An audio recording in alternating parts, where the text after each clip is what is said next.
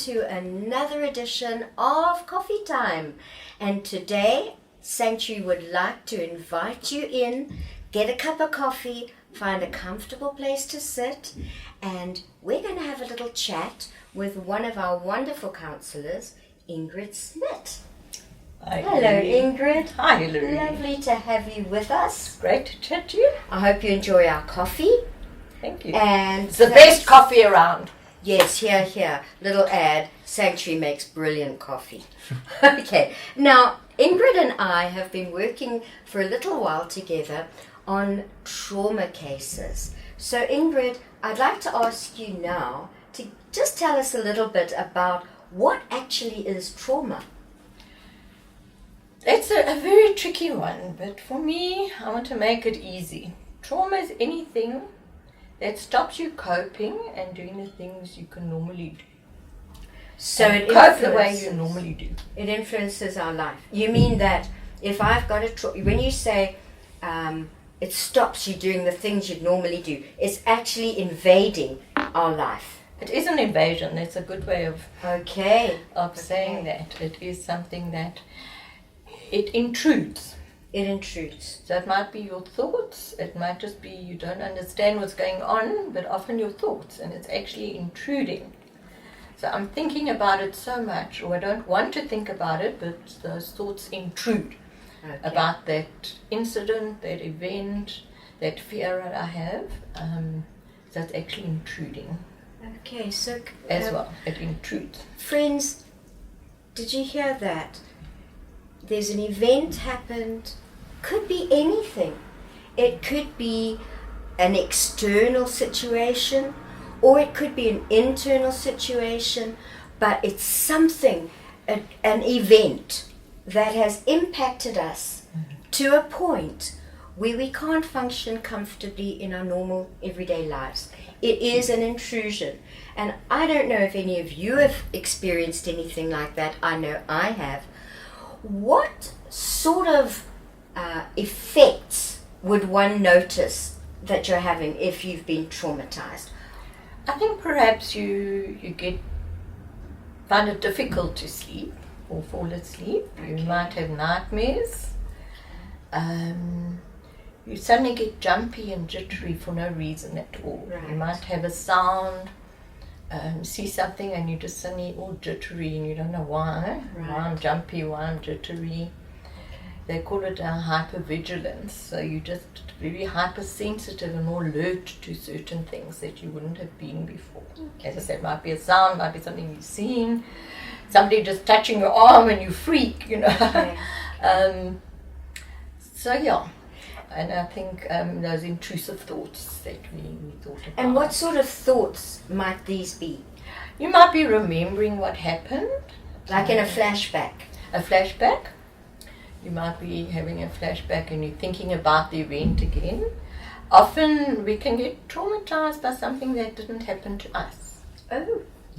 What do you mean by that? So perhaps it's my child, perhaps it's my sister, my aunt, your husband, your wife, and I can get traumatized by that because I start getting intrusive thoughts thinking, what would have happened if I've lost him, or if he died in that accident, or... So it's a shock, really. So something happens to someone else, and that might have happened to you, my friends, because I know it's happened to me, and you thinking suddenly, oh, I've got to protect my family member, or, oh my goodness, that could happen to me, or I wasn't vigilant enough, or how can I, so it's control really, how can I protect my environment, myself, and then you go into hyper-vigilance. It's a long word to say you're just alert all the time, and you're like a little impala, and you're watching for that lion to come. The startling, like a rabbit. Okay. Or in the lights, it's a startle. And a startle effect. Could this have been an effect too? I stopped being able to think clearly. It was like my brain was numb, and I couldn't. Simple things like trying to work out my budget, which I've done all my life. I couldn't remember. If I had to do a long accounting, I'd get the wrong number, and I'd cry for no reason. Yeah, the crying. A child might become very clingy. They might be scared of a place. Or person. Or being alone, a place, a person, a thing, being alone. Right. And that can happen with adults as well. You're just suddenly terrified of something that you didn't have a fear of before. I'm scared of being alone, I'm scared to. And I think often, say you had a break-in at your house. Which I did. Or they stole your car, broke into your car. It becomes very hard when you're at home. Right. To just carry on normally. You're Right. constantly, even if you weren't there, you're constantly fearing that they come back to your house.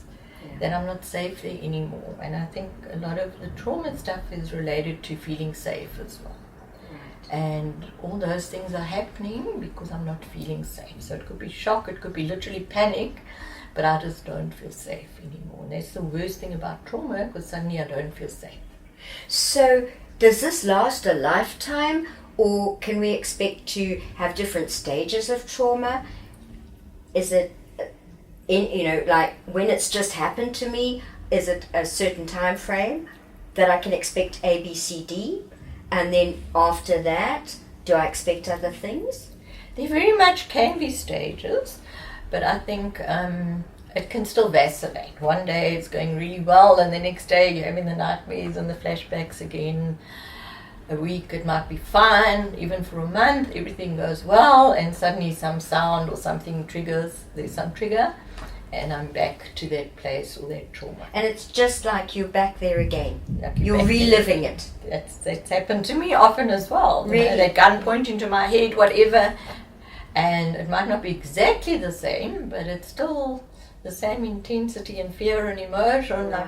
Like, Right. yeah. And So if something's reminding me about that gun to my head, I might be thinking of that and going back there. Right.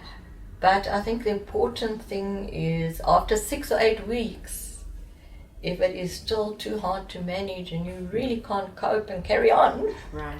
you need to go and look for help. Maybe even before that, but certainly don't wait longer than that. Once you've had that kind of time period, they'd rather go and see a doctor, go and get counselling. It's not healthy, and it becomes a very entrenched trauma that affects you in a lot of other ways and begins to affect your brain functioning and how your brain works. Right. Not just for those few minutes where I can't deal with the crisis and I can't function, but now my whole brain is changed. The wiring almost changes And in our brain. how my memory and wiring functions, yeah. And that's a big thing people don't often realize about trauma, but there's physical impact. What's that? What sort So, of things? like I said, can actually change Your physiology. your physiology and Wow. your actual brain functioning and how you're thinking and how your brain works. And if In that's terms of left. concentration, Okay. in terms of your memory. Is that more pronounced if you leave it for a while? Yes. So if it is, I don't It know won't get about. better. I don't know about you and friends. I don't know about you, but sometimes in my environment, people will say to me, "Oh, that happened so long ago. Get over it." And so, in times past, I've tended to push it away, push it down, pretend it didn't happen, or go to a friend who didn't understand. And I think now that I've become a counsellor and had counselling, it's different. I think you need a secure space, a private space, where you can unpack your event and face it. So if you're nervous, don't be so scared to go and talk about it again. After all, we're thinking about it in our mind anyway. We may as well just quietly go to a safe place and unpack it. I think that's a big danger. I think especially something like child abuse or sexual abuse. A husband might say, "Goodness me, you were raped 4 years ago. Don't tell me tell me we are still talking about this." Right. Or the parent might say, "My child doesn't need counselling. She's pretty happy and she never talks about it and she never says anything." And what was your answer to that? Meanwhile, just like you said just now, you're still thinking about it. Exactly. It's not over for you. And we should not minimize, I think one thing, you mustn't minimize trauma. And we often tend to think, "Oh, that can't be so traumatic, please." Yeah. What's the big deal? So someone grabbed your purse Yeah. Someone, I had a child who was completely freaked because she walked in on someone and saw a naked man, and it just freaked her. Well, it has happened. Nothing happened. There was no big deal. And someone might not understand how much of a trauma and how traumatic that was for her. And so, and we minimize it. Exactly. And one thing I'd love to say to all my friends out there, you know what? If somebody comes to you with an issue, it may seem trivial to you, but guess what? It's not your issue. It's really nice just to be listened to, heard, and let the judgment come later. Because you know what? You probably weren't there. And just being heard often helps someone over the initial hurdle of no one will believe me, nobody will understand, I'd better shut up about it. Folks, when we shut up about it, we just heard, it can actually damage us inside. So let's at least have a healing chat. Gosh, did that make you feel terrible? Is better than saying, oh, get over it already. Maybe it's, sweetie, you've been in this situation, you've been feeling this for so long, let's go and talk about it with somebody. Or perhaps you'd like to go to a counsellor, to a friend, to someone who understands. Don't keep it to yourself. Now, a partner or a family member who says that encourages that person to have the guts to come out, go into a private space where you can get help and actually overcome trauma. So, before we go into how it can be dealt with, is there any hope that you can get through trauma? Can you ever overcome trauma, Ingrid? That's also a very tricky one. But I think a big thing with trauma is we try to understand it and find some kind of meaning in it. You know, the big thing is always why me, why us. Right. And I've often felt, this poor family, how much more can they possibly go through? How much more can possibly happen to one family? And they also, especially if something happens to a family, right, they're all dealing with it on such a different level and in such different ways, and then you kind of get impatient with each other. Sure. So sometimes family members are not the best to keep sounding off against. And because with trauma you can get a lot of irritability and frustration, right, so you're not going to be very patient with each other, and especially your child. You know? Right. You're going to want to whack them and say shut up and swear them and kick them and whatever. And that's not the best way. But because you're in trauma, you know, you're at that place and you're just going to get irritated. But I think the worst thing is to push it down and suppress it. Do suppressing and just pretending it's not there. Because our biggest problem in our country, I think, is the fact that there's trauma and then trauma upon trauma and upon trauma and upon trauma, and we pretend it's not there. Because it's painful to deal with. And people don't know how. They don't know where to go. Who do we go to? Who do you go to? Who do we go to if I want to talk about it? Who's going to understand? Exactly. And I've often had an analogy and a vision of emotional hurt. And I want people to heal emotionally. And sometimes we neglect how important that is. If I break my arm, I go to a doctor and I put it in a sling and I put it in plaster. I don't go around saying, nothing wrong with my arm. It's all cool. How sorry would that be? There's nothing wrong with my arm. Ridiculous, right? What's the matter with you? There's nothing wrong with my arm. And someone sees I've got a sling. They see I can't pick up my bag and carry my bag. What are they going to do? Please, can I help you? Can I carry that? Exactly. I would. And I want people to see emotional hurt the same way. Okay. That person's got a bit of a sling and a bit of an anal. Yeah. And that's going to last a while. And let me carry their bag for them for a while. Right.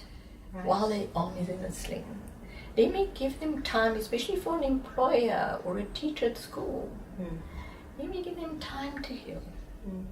And not brush it under the carpet and say, it isn't emotional. I think you should be over it by now. Rather, well, I'm not you. I'm sorry you're still going through. Is there anything I can do to help? And please, people, everybody goes through trauma. Please, let's get past this, oh, you've got to see a psychologist or a psychiatrist because you're mentally disturbed. Nothing to do, that is so far from the issue. This is about having a healing conversation, a helpful chat. And you can do it with a family member if the family member is sympathetic. So one of the ways to overcome trauma, am I right, Ingrid, is a little sympathy, a little empathy from society, from the people who engage with us, because a lot of people in South Africa especially are going through multiple traumas. Please deal with it. Please get on deal top of with each it. other. But support, and just encouragement and support. And you're seeing that. It's affecting you. Yes. And for police, it's way worse. The things they see. Just because you have a uniform on does not make you insensitive. Just because you're a man does not mean you can't be affected by the things you see. Exactly. Even soldiers, I'm sure, come back very much. Oh. and they are traumatized, and society says, well, we don't really want to deal with that, so you can keep it to yourself. Folks, you don't need to keep it to yourself. There are places, there are avenues you can come use, make available to you so that you can begin to heal. So Ingrid, take me back to the story. You were saying that once we can tell our story, once it can, why me, is that the sort of counseling that they will get, they will receive, that will help them to overcome? Because there's the question, can you overcome trauma? Or are you always going to be a victim? I'd like your answers on that. Are you always going to be a victim to trauma, or can you ever overcome it? I think that's often a decision a person has to make. Am I going to be a victim and stay a victim? Good point. I've often said with abuse that there is always a scar, and a scar is going to remain. When I've had my appendix cut out or something like that, that scar stays. It might get smaller, hardly be noticed, but there is a scar. So you did go through that? And often that's what happens. Right. There is a scar. Right. But you can also, I think that's what's so important, in early stages to go and get help with trauma and try and make sense of it, because the longer you leave it, the more you're going to become the victim and have that mentality of I'm a victim. Right. So a lot of the thinking, you are a player in your own life. No matter what happens to you, you too can deal with it. Some people say, oh, well, that's me, I'm going to stay in this reclusive state forever. And some say, okay, this did happen to me, it did leave a scar, but what can I do to overcome? And so your thinking matters, your attitude matters. So 6 weeks in to having had a trauma, if you are noticing that you keep having these thoughts, that you are not getting over the invasiveness of that trauma, why don't you seek a counsellor near you? Get some help. Go and get it sorted out. Remember that if we push down these emotions and these feelings and these experiences, at some point they tend to pop up and snipe and destroy your lives and my life. Deal with the situation. Don't pretend it didn't happen. It's important to find some normality. Go back to something normal and stable and consistent, especially for a child. Keep the discipline and the routine. Don't let them stay up late at night now because, no, poor me and I got hurt and whatever. Now I can't go to bed. Can I stay up later? Can I come sleep with you? And you might want to do that for a day or two, but it's important to get back to the routine and the structure and the boundaries that are always there in your life. Give yourself boundaries so that you feel safe.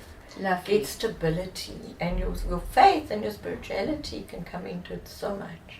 Wonderful. If you've got some foundation Right. that you can, something stable that you can hold on to, that hasn't changed, that isn't unpredictable. Right. And I love the fact that God is the same yesterday, today, and tomorrow, and He's predictable. He's going to be stable. Whatever else might be changing and shifting sands around me, if you build your house on a rock, you will stand. Amazing. And we need to find that rock. That I might be in a storm, but I've got this rock and I'm standing above it. I can get through it, and I'm going to be stronger. Wonderful. I might find ways to prepare myself. Like for me, I'm going to have pepper sprays with me and whatever. But it's most important in terms of your thinking that I can feel safe and tell myself I can be safe again and it's going to be okay. And Ingrid, just because you've been through Many. traumas, I see you still driving. I see Yes, that's you living. I see you're not a victim to your situation. So for friends, here we are. We don't have to be a victim. Ingrid and I are living proof that we go through a trauma, we're founded on a different rock, and the trauma does not identify our future. It is something we work through and we continue to embrace life. Ingrid, I'd just like to say thank you so much for all that you've shared with us today. And I love it that you founded on a rock. You're going on and you're helping others in trauma, even though you yourself have been through it. It's been wonderful to have you along today. Thank you. God bless you. And long may you continue working at Sanctuary. Thank you. We love the work you do with trauma cases here. Bless you. Thank you. Take care.